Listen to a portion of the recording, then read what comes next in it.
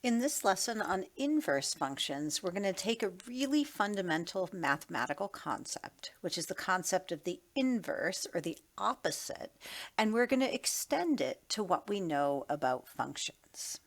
So, what are some mathematical inverses that we already know? So for mathematics, inverse means opposite.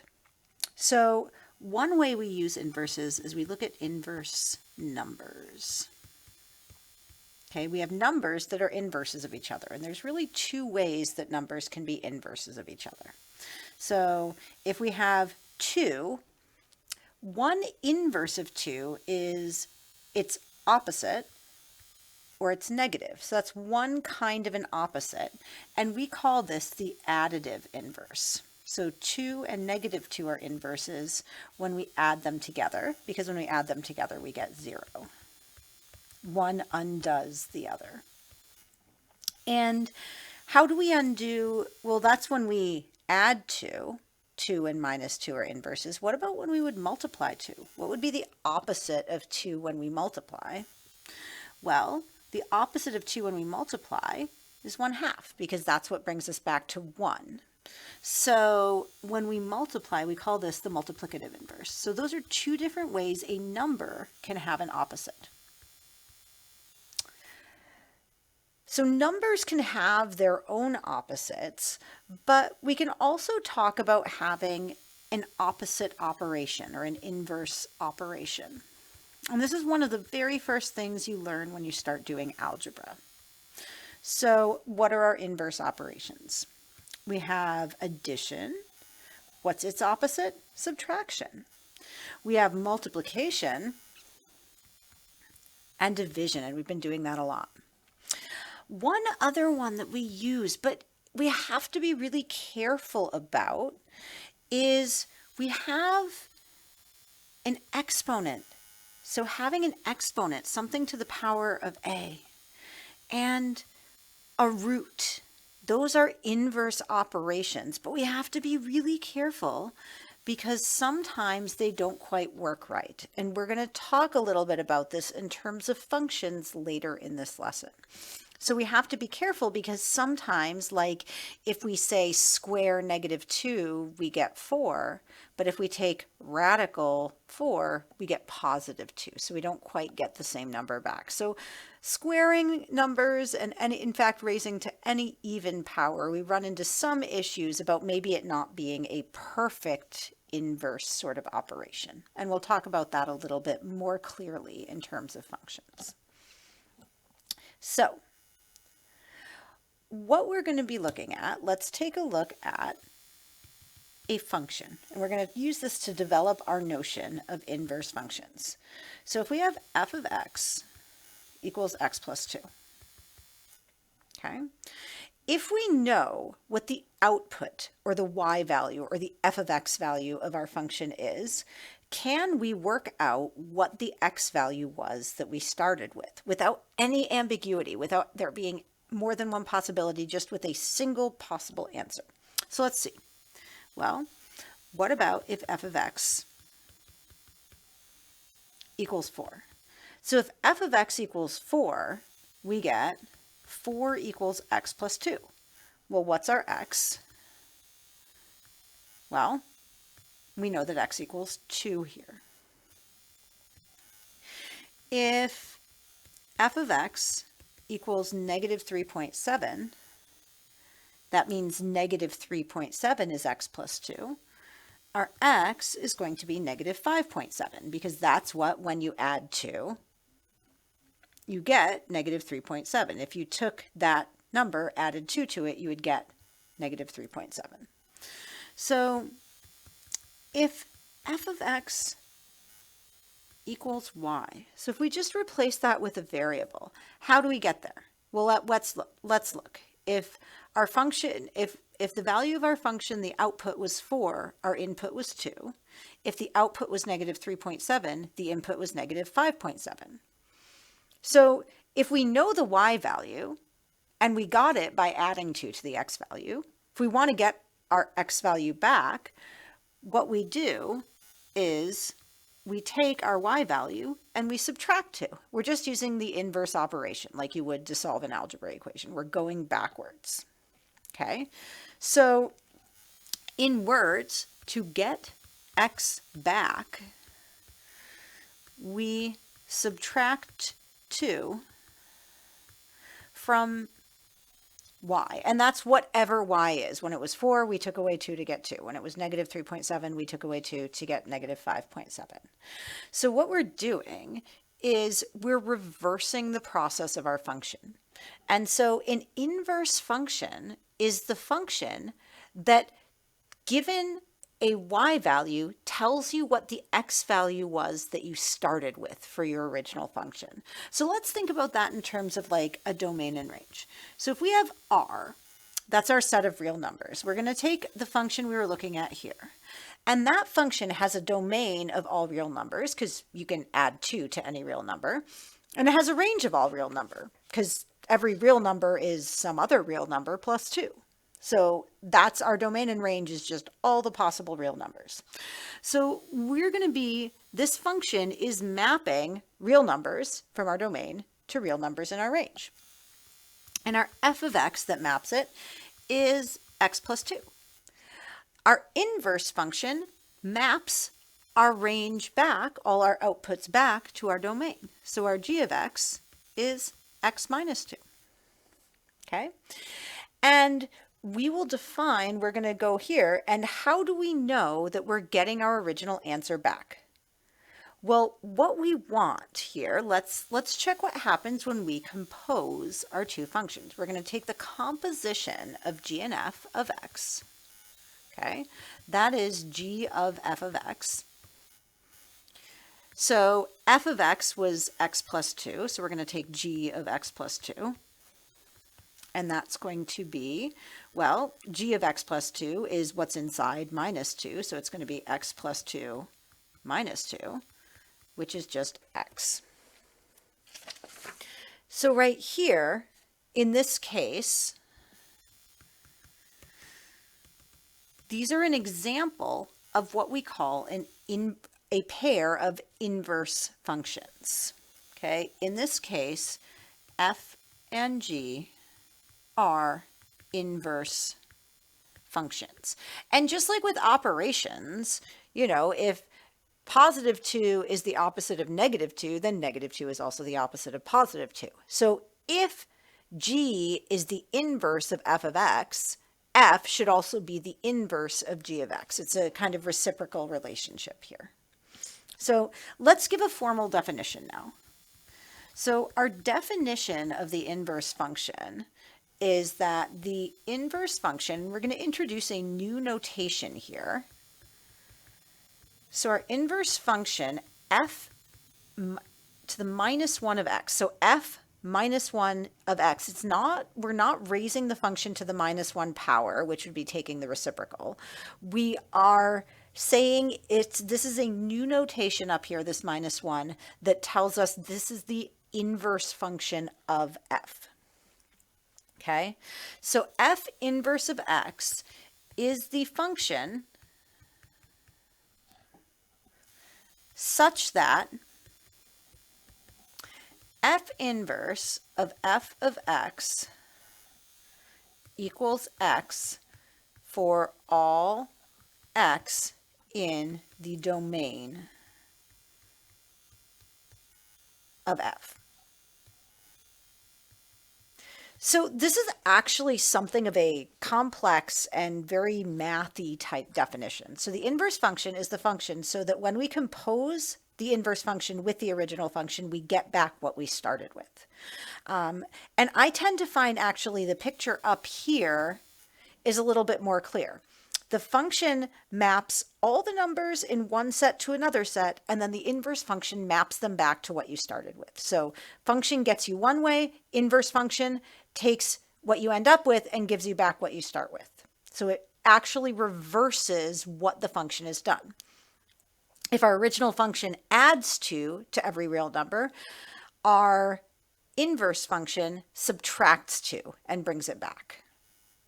Okay, so how do we actually find an inverse function? And what functions will actually have an inverse, because as we were looking at inverse operations, we saw that there was one operation that we used that was a little bit complicated and we had to be careful about.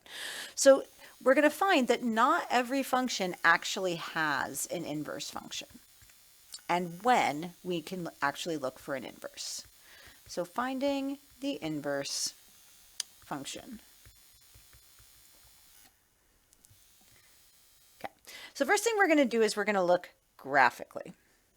Okay, so if we want to find an inverse function graphically,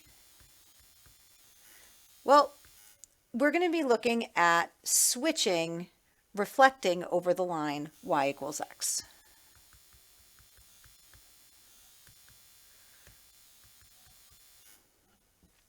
Okay, so for example, if we have a little graph of a function here, so let's say we have the graph of the function f of x equals minus 2x plus 1, and we wanted to find its inverse graphically.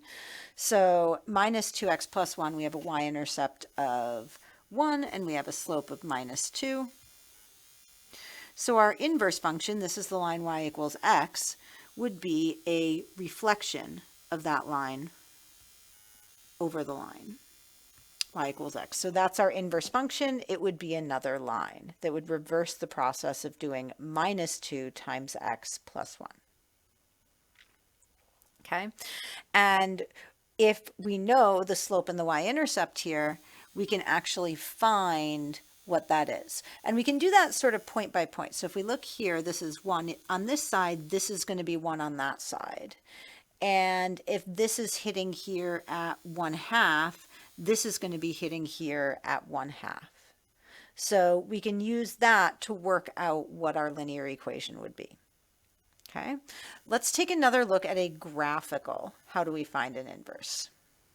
Okay, so if we take a look here at a lovely picture, we have this this blue function and this red function, and these two functions are symmetric about the line y equals x, if I draw that line in here in green. So they are actually symmetric over that line. And because they're symmetric over that line, they are inverses. This is going to give us a clue as to what we can do algebraically. So one will undo the other. So what we're doing is, if we want to find inverse functions, if you look at the red function, that function is our cubic function, y equals x cubed. The blue function is x equals y cubed. We've just reversed them. And so what happens is we get the x that we get back from this second function is going to be the x we started with. Okay, but it doesn't work so well for us to see how that works, because now we have a function of y. So what we're going to want to do in order to understand what the graph of this blue function actually is, we're going to want to solve for x. So we get y. If we want to solve for x here, we're going to take the cube root of both sides. So here we get y equals the cube root of x. So you take an x, you plug it into your first function, you cube it, first function cubes it, that gives you our range, and then the cube root takes our cubed function and uncubes it. So that function undoes the other one, and that is how an inverse function works. Okay, so what we can do algebraically to find our inverse functions, okay, is we can switch x and y values and solve for y in terms of x. Okay, so here is another example. Now we're going to look at an algebraic example. Okay, so we're going to find f inverse of x for f of x equals 3x to the 5th minus 4. Okay, so let's rewrite this using a y. Okay, first step. So we have y equals 3x to the 5th minus 4. That's our original function. So we'll just call this f of x. So f inverse of x we are going to switch the x and the y. So we'll have x equals 3y to the fifth minus 4. And now to figure out what our f inverse of x really is, we have to solve for y. Otherwise, we don't actually have a function of x. So we'll add 4 to both sides. We get x plus 4 equals 3y to the fifth. Dividing by 3 on both sides, we will get, and I'm going to switch the sides here. We're going to get x plus 4 over 3. Sorry, not 5. That's a mistake. Over 3 equals y to the power of 5, just so we have our y on the left-hand side. And we're going to take the fifth root of both sides. That's how you undo a y to the fifth. So y equals the fifth root of x plus 4 divided by 3. Okay, and fifth roots return both positive and negative numbers. Every number has only one fifth root, so that's okay.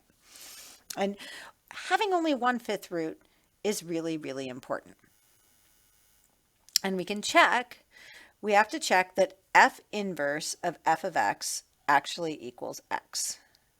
Okay, so that if we were to plug in f inverse of f of x, so we have 3x to the fifth minus 4. So let's try that.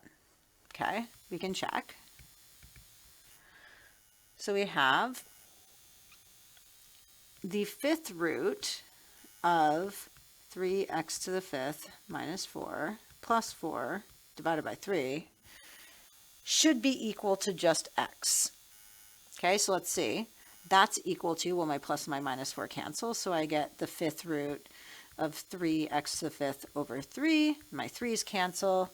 Then I get the fifth root of x to the fifth, because x to the fifth, if it's positive or negative, it's still going to come back as x.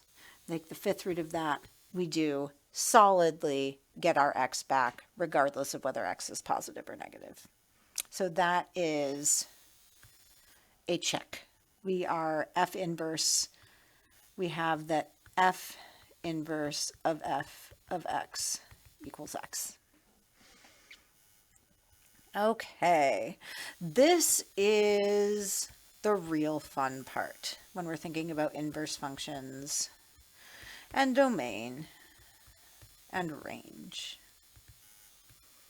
Okay, so f inverse is a function. We really want to have, we have inverse functions. We want to have functions that reverse the actions of the other function. And we want them both to be functions. So f inverse is a function if and only if f is a one-to-one function. And we talked about that a little bit on day 1 of this unit. Okay. And remember, one-to-one we can also write as one-to-one that way, if we want to be a little shorter. Okay? So what happens is we have inverse functions that are simple, where the inverse is always a function and it only has one of them, and our function is, because our function is one-to-one. So let's look at a couple of one-to-one functions that have inverses. So inverse functions we have encountered already. Okay.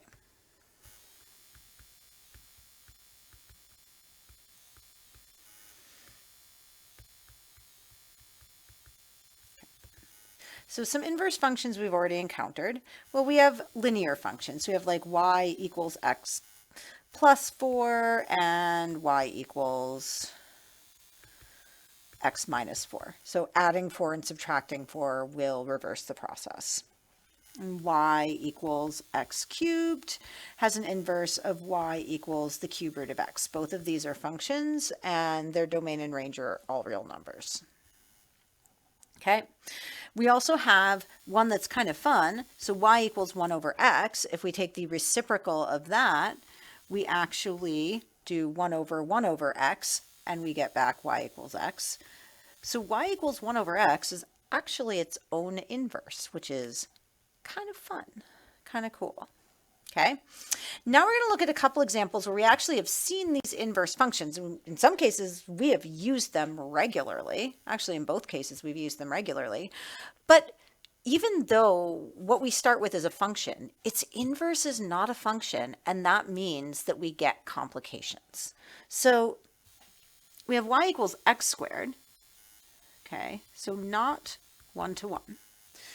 Y equals x squared. So we do have a way of reversing a squaring, but the issue is here that we have y equals radical x reverses squaring for some x's, and y equals negative radical x reverses squaring for other x's.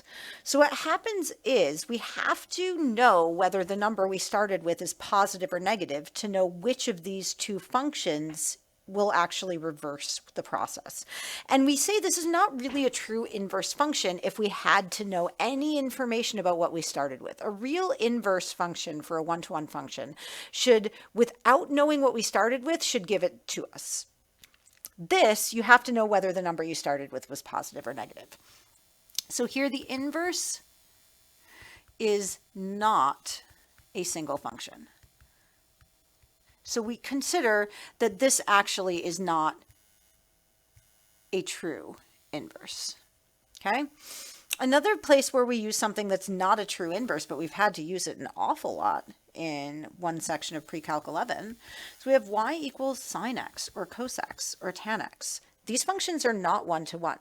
So what happens is we use, and this is actually the first place you ever saw that -1 notation, y equals sine inverse of x, which is why often people will get sine inverse confused with some of the trig we're going to do later. So sine inverse of x.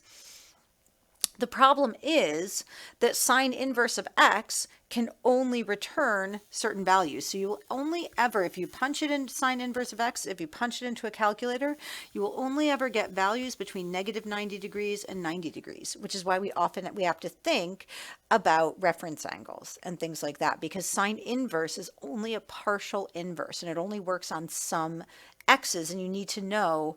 Then you can use other information to figure out what some of your other possible answers are, because there's more than one possible x that could give you the same sign. And the same thing with x squared. There's more than one x that can give you the same x squared. And that's a result of the function not being one-to-one. Okay, so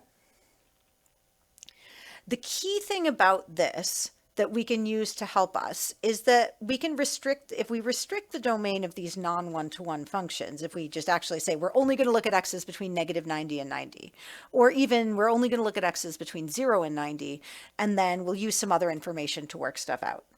And this is a really key thing. The range of f of x is the domain of f inverse of x.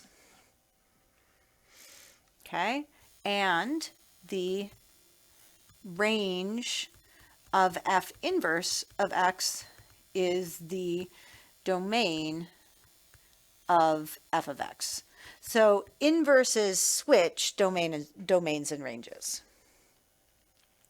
Okay, so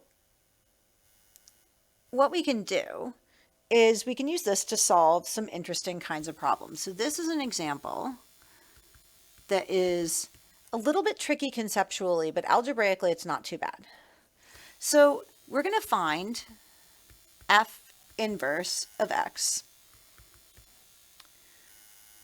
for f of x equals x plus 3 squared plus 2. But we're not going to find it for the whole function. We can't find an inverse function for the whole function because our inverse won't be a function, because this function is a parabola. It is definitely not one-to-one. It doesn't pass the horizontal line test. So what I'm going to do, if we think about the way this function looks, we have a parabola. It's got a vertex at -3, 2. So I'm going to think about this graph of the parabola. And if this is -3, I notice that I can make it a one-to-one function if I cut off half of the parabola. So what I'm going to do is, instead of thinking of this as the whole parabola, I'm going to think of it as only this half, the left half of the parabola. So I'm going to find the function, but I'm going to find it only for x values that are less than or equal to -3. Okay, so I want my f inverse to return values that are smaller than -3. Okay, so first thing I'm going to do is just say, well, what's the range of this function? Well, y is greater than or equal to 2. It's an upward opening parabola. And now I'm going to follow my algebraic process like I would with any other function. So I'll switch my x's and y's. So I'll have x equals y plus 3 squared plus 2. So I get x minus 2 equals y plus 3 squared. Now I hit a decision point. Because same thing with inverse operations, if I take the square root, there are actually two possible answers, a positive square root and a negative square root. So for now, I'm going to leave it at plus or minus square root of x minus 2, because I don't know which one of these I want to pick. And that's equal to y plus 3. Now I'm going to switch the y to the other side, and I'm going to switch the plus minus square root to the other side. So I get y equals plus or minus square root of x plus 2 plus 3. So now I get to think about what this would mean graphically and with my domain and range. So if I'm thinking about this graphically, I'm trying to reflect this over the line y equals x. So I would have my positive square root would look like this, and my negative square root would look like that. Okay, and this point would be, if I'm negative 3 away here, then I would be negative 3 here, and this point here would be 2 comma negative 3. We've just swapped the x and the y coordinates. Okay, so what we're going to do is we want the one that looks like a reflection, and the one that looks like a reflection is this downward one. So that's one way of thinking about y. We're not going to take the positive square root, we're going to take the negative square root. The other way we can think about it is algebraically, which is that we want our domain we want the domain of our inverse to match the range. And we want the range, so if we look, y greater than or equal to 2, did I make a mistake? I did make a mistake. See, this is why you look back at your work. This should be x minus 2. So if I look here, if I look back, I have y greater than or equal to here. The radical gives me x greater than or equal to 2 for free. So my range of my f of x is the same as the domain of my f inverse. Now I have to look at what was my domain restriction. So that was something I had to impose. And I said it's going to be less than or equal to minus 3. Well, if I look back, if I take the negative square root, I get numbers less than or equal to minus 3. If I had taken the positive square root, I would have gotten numbers greater than or equal to minus 3. And I didn't want those. So the biggest my number is going to be minus 3. Okay, so my x is greater than or equal to 2, and here we have my y. Did I mess up again? I messed up again, didn't I? That's got to be a minus 3. Thank you. See, sometimes I do too much algebra in my head. So now we have that y here, our y values have to be less than or equal to minus 3.